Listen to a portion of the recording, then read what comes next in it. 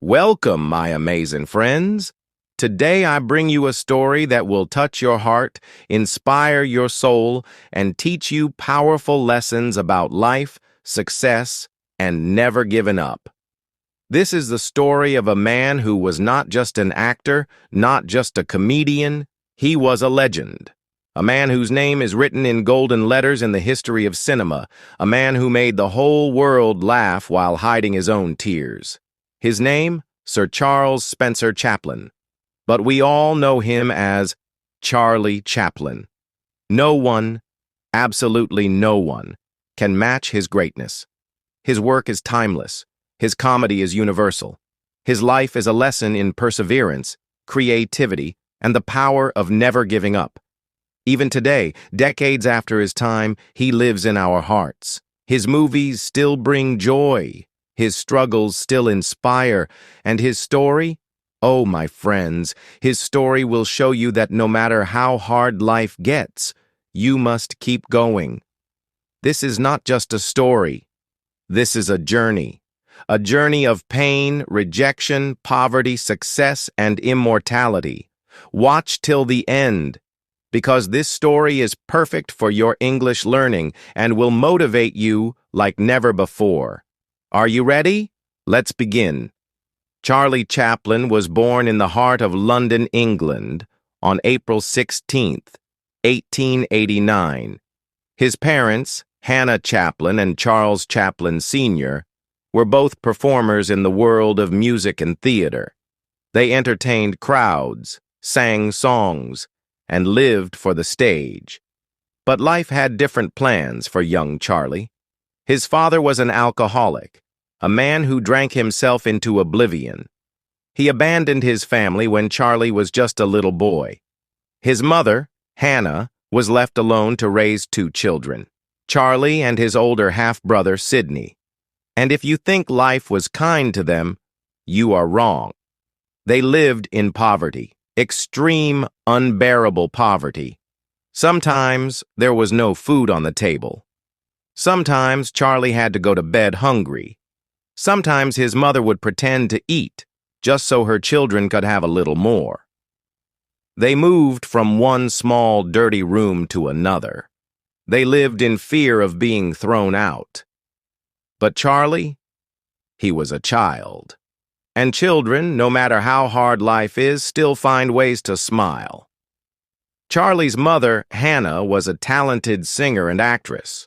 She performed in theaters, hoping to earn a few pennies to feed her children. Charlie loved watching her. He would sit backstage mesmerized, dreaming of one day standing in front of an audience. But fate struck again. One terrible night while performing in a theater, Hannah lost her voice. She could not sing. She tried, but her voice was gone. The audience shouted. They threw things at her. They wanted her off the stage. And then, something magical happened. A little boy, just 5 years old, walked onto the stage. Charlie. He picked up the microphone. He sang. He danced. And the crowd? They roared with laughter. They clapped. They cheered. That was the first time Charlie performed in front of an audience. The first time he felt the magic of making people laugh. And deep inside, he knew. This is what I was born to do. But life was cruel. After many years of being poor, hungry, and sad, Charlie's mother lost her mind. She was sent to a mental hospital.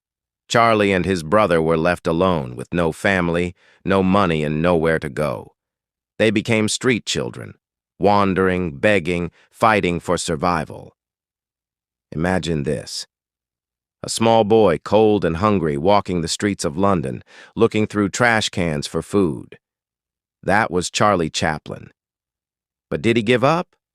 No. Did he lose hope? Never. He kept going, because he had a dream.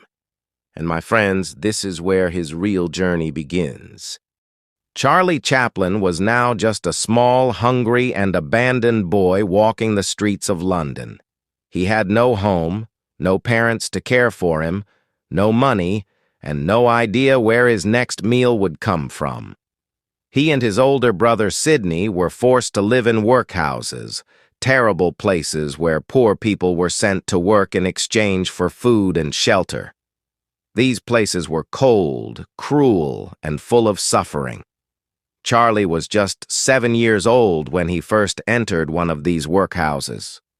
Imagine a child, so small, so innocent, being thrown into a world of hard labor and pain. He was separated from Sidney and sent to another workhouse alone. And when he finally returned to his mother, she was even sicker than before. Her mind was slipping away. Sometimes she didn't even recognize Charlie. Charlie watched as doctors dragged her to a mental hospital. He screamed, he cried, but he was powerless. She was gone. Charlie was truly alone. A boy with a dream, but even in his pain, he had something powerful inside him. A dream. Charlie wanted to perform. He wanted to be on stage, just like his mother. He wanted to make people laugh, to entertain them, to bring joy to a world that had been so cruel to him. But where would a poor homeless boy go? How would he even start? The first steps towards the spotlight. Charlie knew he had only one option: to work and fight for his dream. He was still a child, but he started looking for small jobs. He washed dishes, delivered newspapers, and even worked as a toy maker. But no matter what job he did, his heart was always on the stage. Then one day he saw a group of street performers acting and making people laugh. Something inside him told him, "This is it. This is my chance." So he joined them. He started performing on the streets, dancing, singing, doing small comedy acts.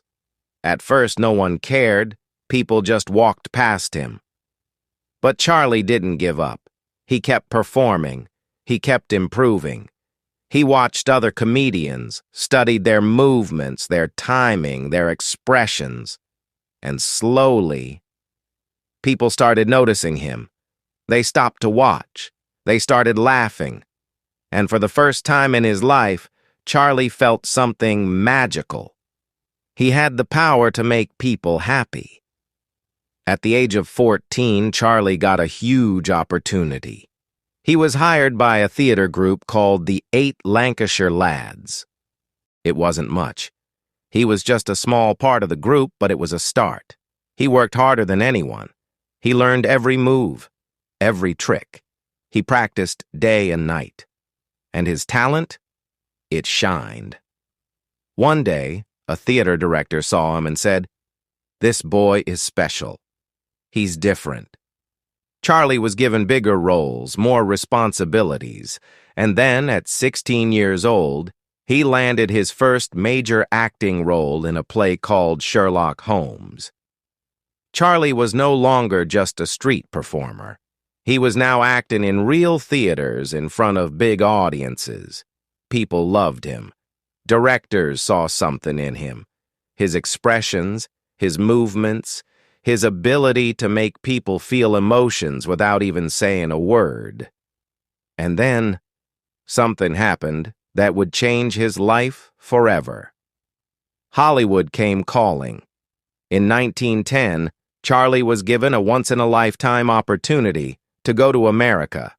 He was invited to join a famous comedy troupe called Fred Karno's Company, which performed in the United States. This was huge. America was where dreams came true. Charlie packed his bags and stepped onto a ship, crossing the ocean towards his future. When he arrived in America, everything felt different. The streets were bigger, the people were louder, the energy was electric, and most importantly, Hollywood was there. Charlie knew one thing: this is where I belong. This is where I will become a star. In 1913, a film company called Keystone Studios noticed Charlie. They gave him a small role in a silent film. It wasn't much, but Charlie saw an opportunity. He wanted to create something unique, something that people would never forget. And so, he created a character, a small man in oversized clothes, a tight coat, a funny little hat, a tiny mustache, and the most famous walk in the world, the tramp. This character would go on to become one of the most iconic figures in the history of cinema. At first, people didn't understand the character. But when Charlie performed, when he moved, when he made people laugh without speaking a single word, the world fell in love. Charlie's films started becoming popular. Producers begged him to make more. Studios offered him huge amounts of money. And in just a few years, the poor boy from the streets of London had become the biggest star in the world. By 1917, Charlie Chaplin was not just famous, he was a phenomenon. People stood in long lines just to watch his movies. His face was printed on posters, newspapers, magazines. He was loved in every country, every language, every culture. And he was just getting started. But behind all the fame, behind all the laughter, Charlie was still the same boy. The boy who once starved on the streets. The boy who once cried for his mother. The boy who never gave up. Charlie Chaplin had finally made it. The poor, hungry boy from London streets was now the biggest movie star in the world. He was not just famous, he was loved. Millions of people watched his movies. They laughed, they cried, they cheered. But behind all the success, Charlie knew something. This was just the beginning. Now he wanted more. He didn't just want to act. He wanted to control everything. The stories, the direction, the music, the emotions. He wanted to create movies his way, but Hollywood didn't like that. At that time, actors were controlled by movie studios. The studios told them what to do, how to act, and even what movies to make. But Charlie Chaplin was different. He said, "No one will control me. I will make my own movies, my way." And so, in 1918, he did something that shocked the whole industry. He built his own studio, Chaplin Studios. Now, he was his own boss. He could create whatever he wanted and no one could stop him. This was a game changer. And then he made a movie that would become one of the most legendary films of all time. In 1921, Charlie released a film called The Kid. It was not just a comedy, it was his story. The story of a poor man and an orphaned boy. A story about hunger, struggle, and love. It was funny but also emotional. People laughed, people cried. The whole world fell in love with this movie. And at that moment, Charlie knew. Movies were not just entertainment. They were powerful. They could change lives, and he was going to use them to change the world. With every movie, Charlie became more powerful. Hollywood had never seen anything like him. Studios were paying actors $10 a week. But Charlie? He was earning $1 million per movie. He became the richest and most powerful actor in the world. And yet, he never forgot his past. He still remembered the days when he had nothing to eat. He remembered his mother, sitting alone in the mental asylum. So even when he had everything, he never stopped working hard. He would spend months, even years, making just one film. Every little movement, every small joke, every tiny detail. He planned everything. Because he didn't just want to make movies, he wanted to make history. And then he did something no one believed was possible. By the late 1920s, Hollywood was changing. A new kind of movie had arrived, movies with sound. For the first time, actors could speak on screen. Silent films were dying. Everyone told Charlie, "Forget silent movies, start making talking films." But Charlie refused. He said, "Movies don't need words. Emotions are more powerful than words." And in 1931, when the world thought silent movies were dead, he released City Lights. It was one of the most emotional, beautiful films ever made. Even though it had no dialogue, people cried watching it. The final scene, where Charlie's character looks at a blind girl, it is one of the greatest moments in film history. Even today, people call it the greatest silent movie ever made. And with this movie, Charlie proved that emotions speak louder than words. By the late 1930s, the world was changing again. Adolf Hitler was rising to power in Germany. He was spreading hate, war, and fear. And Charlie noticed something strange. Hitler had the same mustache as him. People started comparing them. So, Charlie made a decision.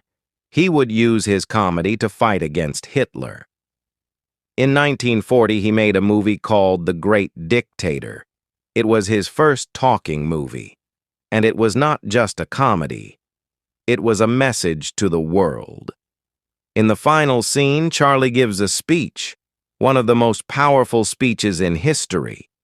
We think too much and feel too little. More than machinery, we need humanity. Let us fight for a world of reason. Let us fight for freedom. The world listened. The speech became legendary. Even today, it is watched by millions of people. It was proof that Charlie was not just a comedian. He was a fighter, a voice for the people. But Hollywood didn't like this. Charlie was too powerful, too independent, and some people didn't like his political messages. So they turned against him. They accused him of things he never did. They spread lies about him. And finally, in 1952, they forced him to leave America. Charlie was kicked out of the country he had helped build. Heartbroken, Charlie moved to Switzerland. He stopped making movies. He lived a quiet life with his family. But the world never forgot him. Then, in 1972, after 20 years, Hollywood realized their mistake. They invited Charlie back. At the Oscars, they gave him a standing ovation, the longest in history, 12 minutes of applause. Even after everything, Charlie had won, because he was not just an actor. He was a legend. Charlie's life teaches us one thing: never give up, no matter how hard life gets, no matter how poor you are, no matter how many people try to stop you. If you have a dream, fight for it. Charlie was a homeless boy with nothing, but he became the most loved man in the world. But behind his fame, his success, and his laughter, his personal life was full of struggles. People betrayed him, governments turned against him, and even after his death, something shocking happened. Now we will reveal his complicated love life, his biggest betrayals, his final years in Switzerland, and the shocking story of how his dead body was stolen from his grave. Charlie Chaplin was a genius, but in love, he was very complicated. He fell in love too easily, and many times his relationships ended in pain and drama. Charlie was married 4 times in his life. His first 3 marriages failed. Each time the woman left him, took his money, and sometimes even took him to court. People started saying, Charlie can make the whole world happy, but he cannot find happiness in love. But then, something changed. In 1943, when Charlie was 54 years old, he met Una O'Neill. She was just 18 years old. People said, she is too young for him. But Charlie didn't care. For the first time, he had found true love. Una became the most important person in his life. She stood by him when the world turned against him. She was his best friend, his love, his everything. They stayed together until the very end, and despite the age gap, they were truly happy. They had 8 children together. For the first time, Charlie had a real family. And there, he lived his final years. For 25 years, Charlie lived in a beautiful house in Switzerland. It was peaceful. It was quiet. He spent time writing, reading, playing with his kids. He would walk in his garden thinking about his past, his struggles, and his journey. Sometimes he would watch his old movies and laugh. Even though he was away from Hollywood, he was not forgotten. People all over the world still loved him. On December 25, 1977, the world woke up to sad news. Charlie Chaplin had died in his sleep. He was 88 years old. It was Christmas Day. The world went silent. A man who had made billions of people laugh was gone. People cried. Every country in the world paid tribute to him. Newspapers wrote, "The world has lost its greatest comedian." But then, something shocking happened. 3 months after his death, something unbelievable happened. One night, a group of thieves broke into his grave. They dug up his coffin. And they stole Charlie Chaplin's body. Yes! His dead body was kidnapped. The thieves wanted money. They demanded $600,000 from his family. But Una, his wife, refused. She said, "Charlie would have laughed at this situation." For weeks, the world was shocked. Where was Charlie Chaplin's body? Then, after a huge police investigation, the thieves were finally caught. They were 2 poor men from Eastern Europe. They had stolen the body to escape poverty. Finally, Charlie's body was returned to his family. And this time, they buried him in a stronger, cement-covered grave, so that no one could ever steal him again. Even though Charlie Chaplin died in 1977, he is still alive. Every time we laugh, he is there. Every time we watch a great movie, he is there. He taught us that life is not just about money, success, or power. Life is about laughter, love, and never giving up. Even when he had nothing, he never lost hope. Even when the world turned against him, he never stopped fighting. Charlie Chaplin is not just a name. He is an emotion. He is the greatest comedian in history, and his story will inspire generations to come. So if he can do it, so can you. Dream big, work hard, and one day, your story will inspire the world. Charlie Chaplin's story is over, but his lessons, his movies, and his spirit will live forever. If you loved this story, share it with the world, because Charlie's message must never be forgotten. And always remember his most famous words: "A day without laughter is a day wasted." Thank you, Charlie. We will never forget.